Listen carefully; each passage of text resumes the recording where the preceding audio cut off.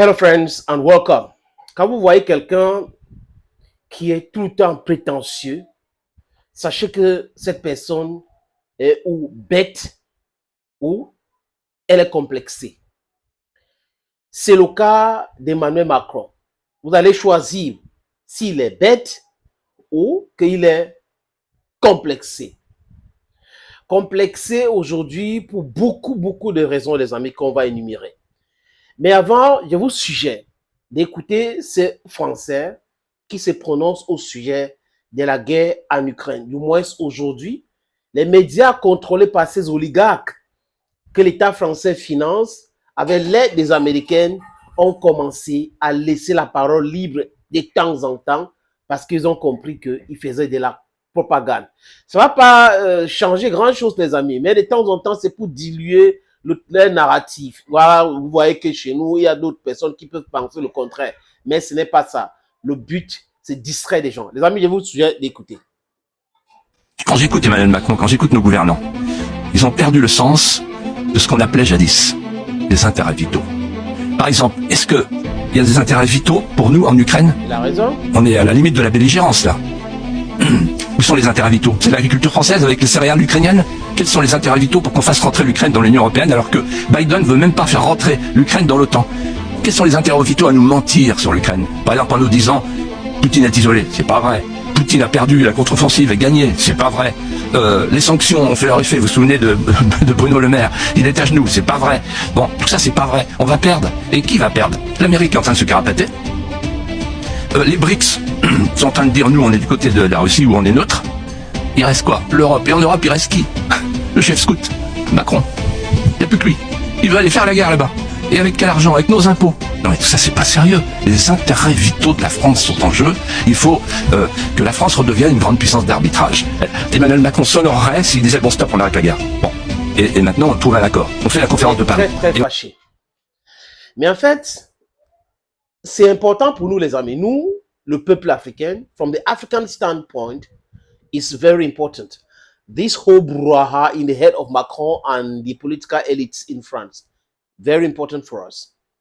Maintenant, est-ce que c'est à l'intérêt de la France de laisser passer les grains ukrainiens par la Pologne ou dans le marché européen, entrer de façon pour saturer ce marché? Est-ce que ça a l'intérêt de la France?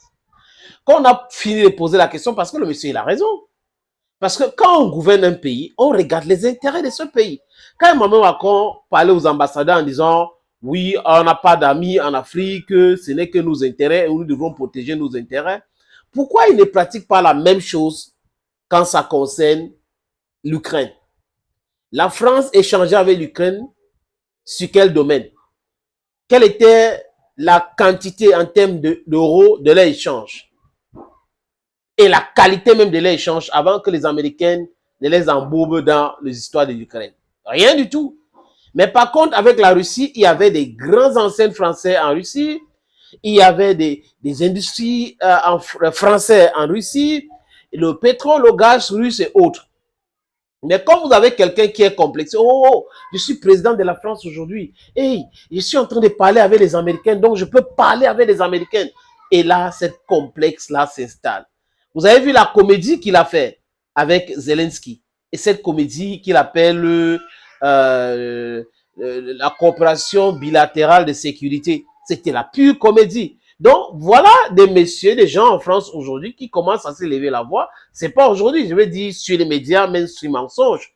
Pour dire, arrêtez avec tout cela. Si le gars était intelligent, il devrait comprendre que il fallait pousser les Américains plutôt à négocier parce que les Américains sont en train de s'enrichir en Ukraine.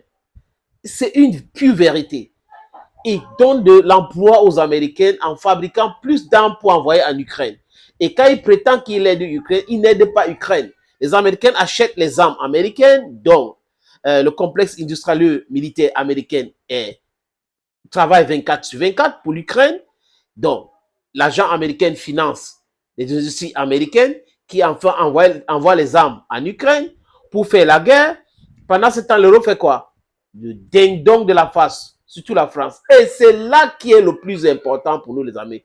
Donc, quand vous écoutez le monsieur, il parle de la France, c'est normal. Mais nous, Ce qu'on on a tiré de cette situation aujourd'hui, c'est la libération des consciences et autres, l'éducation de la jeunesse sur les questions religieuses, sur les questions des migrations, sur les questions de géographie, sur les questions de ressources naturelles. C'est très important pour nous, les amis. Donc, ces erreurs d'Emmanuel Macron, pendant que certains Français sont en train de pleurer, nous, le peuple africain, nous devrons nous réjouir parce que ça nous aide à nous libérer de cet emprisonnement depuis des siècles et des siècles de la France, les amis. Ces gens nous ont esclavagisés pendant 400 ans. 400. Et après 300 de plus, colonisation mélangée avec toutes sortes de choses. Et ces criminels se sont rencontrés entre novembre 1884 et février 1885 à Berlin avec les plus gros criminels de tout le temps. Otto von Bismarck, c'est un criminel devant l'éternel. Léopold II, c'est un criminel devant l'éternel. Léopold II, d'ailleurs, a fait tuer près de 20 millions de personnes au Congo. 20 millions de personnes au Congo. Et il a duré en Europe. Ils n'ont même pas honte. C'est-à-dire que quand les Belges prononcent le nom Léopold, ils devraient avoir honte. Il a fait massacrer des gens, c'est le génocide au Congo. Regardez la situation du Congo aujourd'hui. Mais le Congo va se libérer. L'Afrique va se libérer. There is no way you maintain us in this whole thing. We got to liberate ourselves from this mental slavery, from this fiscal slavery. We're going to leave this whole situation and we are going to be free tomorrow. Désolé les amis.